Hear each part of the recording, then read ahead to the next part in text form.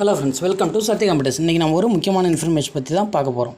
தமிழக அரசு போக்குவரத்து துறையில் வேலைவாய்ப்பு அறிவிச்சிருக்காங்க. இதுக்கான தகுதிகள் என்ன, என்னென்ன டாக்குமெண்ட்ஸ் வேணும், வயது வரம்பு என்ன, உடல் தகுதிகள் என்ன, கட்டணம் எவ்வளவு, எப்படி விண்ணப்பிக்கிறதுங்கிறத பற்றி தான் தெளிவாக பார்க்க போகிறோம். அதுக்கு முன்னாடி இந்த வீடியோவை லைக் பண்ணுங்கள், ஷேர் பண்ணுங்கள், சப்ஸ்கிரைப் பண்ணுங்கள். இப்போ வாங்க வீடியோக்குள்ளே போகலாம். தமிழ்நாடு அரசு போக்குவரத்து கழகத்தில் வேலைவாய்ப்பு அறிவிச்சிருக்காங்க. பதவியின் பெயரை நல்லா கவனிங்க. ஓட்டுநர் உடன் நடத்துனர். ஓட்டுநரோ இல்லை நடத்துனரோ இல்லை, ஓட்டுநர் உடன் நடத்துனர். ஓட்டுநர் வேலையும் தெரிஞ்சிருக்கணும், நடத்துனர் வேலையும் தெரிஞ்சிருக்கணும். இரண்டுக்குமான லைசன்ஸ் வச்சுருக்கணும். தமிழக அரசுக்கு கீழே இயங்கக்கூடிய 8 போக்குவரத்து கழகங்களில் 25 மண்டலங்களில் வேலைவாய்ப்பு அறிவிச்சிருக்காங்க. மொத்த வேக்கன்சிஸ் அப்படின்னு பார்த்தோன்னா 3247. தமிழ்நாடு அரசு போக்குவரத்து கழகம் விழுப்புரம் கழகத்தில் மொத்தம் 322 வேக்கன்சிஸ் அறிவிச்சிருக்காங்க. அதில் விழுப்புரத்தில் 88, வேலூரில் 50, காஞ்சிபுரத்தில் 106, கடலூரில் 41, திருவண்ணாமலையில் 37 வேக்கன்சிஸ் அறிவிச்சிருக்காங்க. அடுத்தபடியாக கும்பகோணம் போக்குவரத்து கழகத்தில் கும்பகோணத்தில் 101, நாகப்பட்டினத்தில் 136, திருச்சியில் 176, காரைக்குடியில் 185, புதுக்கோட்டையில் 110, கரூரில் 48 வேக்கன்சிஸ் அறிவிச்சிருக்காங்க. அடுத்தபடியாக சேலம் போக்குவரத்து கழகத்தில் சேலத்தில் 382 வேக்கன்சிஸும், தருமபுரியில் 104 வேக்கன்சிஸும் அறிவிச்சிருக்காங்க. அதுக்கு அடுத்தபடியாக கோயம்புத்தூரில் 100, ஈரோட்டில் 119, ஊட்டியில் 67, திருப்பூரில் 58 வேக்கன்சிஸ், மொத்தமாக 344 வேக்கன்சிஸ் அறிவிச்சிருக்காங்க.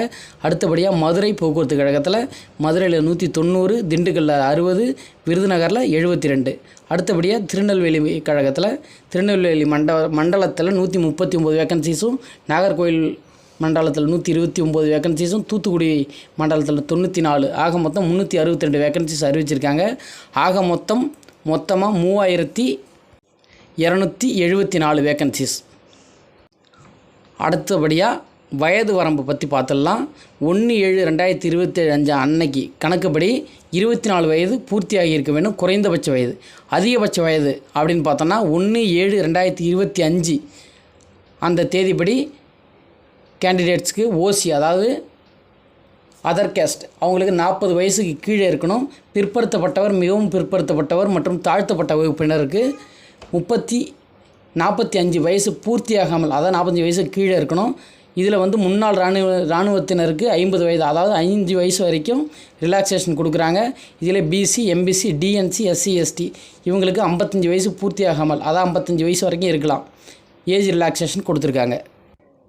நமக்கு ஏஜ் ரிலாக்ஸேஷன் வேணும்னா நம்ம அப்ளை பண்ணும்போது அதை மென்ஷன் பண்ணணும். அடுத்தபடியாக கல்வி தகுதி பற்றி பார்த்துடலாம். கல்வி தகுதியை பொறுத்தளவுக்கு எஸ்எஸ்எல்சி தேர்ச்சி பெற்றிருக்கணும். தமிழில் பேசவும் எழுதவும் படிக்கவும் தெளிவாக தெரிஞ்சிருக்கணும்னு சொல்லியிருக்காங்க. அடுத்தபடியாக டாக்குமெண்ட்ஸ்ன்னு பார்க்க போனோம்னா ஒவ்வொரு கேண்டிடேட்டும் கனரக வாகன ஓட்டுநர் உரிமம் வச்சுருக்கணும், நடத்துனர் உரிமம் வச்சுருக்கணும், 18 மாதம் குறைந்தபட்ச எக்ஸ்பீரியன்ஸ் இருக்கணும்னு சொல்லியிருக்காங்க. இது கூட முதலுதவி சான்று வைத்திருக்க வேண்டும்னு சொல்லியிருக்காங்க. அடுத்தபடியாக உடல் தகுதிகள் பற்றி பார்த்துடலாம்.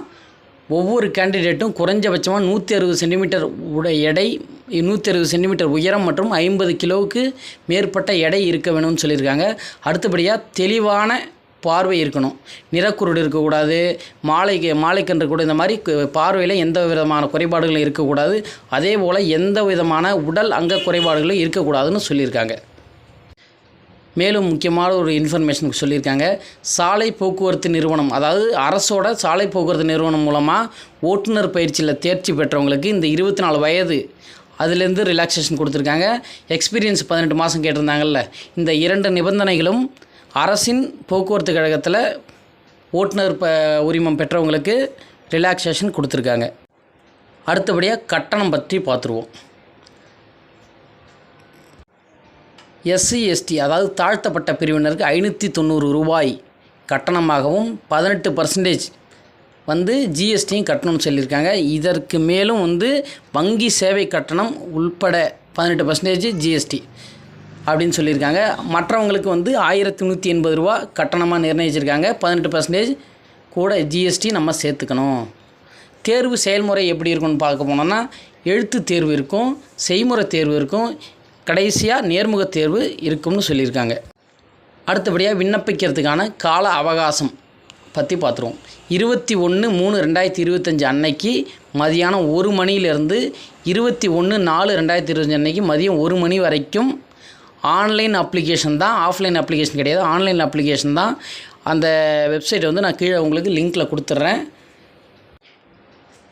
இந்த 1 மாத கால இடைவெளிக்குள் விண்ணப்பிக்கணும்னு சொல்லியிருக்காங்க. உங்களுக்கு போதுமான தகவல்கள் கிடைச்சிருக்குன்னு நம்புகிறோம். மேலும் இது போன்ற வீடியோக்களை தொடர்ந்து பார்க்குறதுக்கு நம்ம வீடியோவை லைக் பண்ணுங்கள், ஷேர் பண்ணுங்கள். உங்கள் ஃப்ரெண்ட்ஸுக்கும் கண்டிப்பாக ஷேர் பண்ணுங்கள். வீடியோவை கண்டிப்பாக சப்ஸ்கிரைப் பண்ணிக்கோங்க.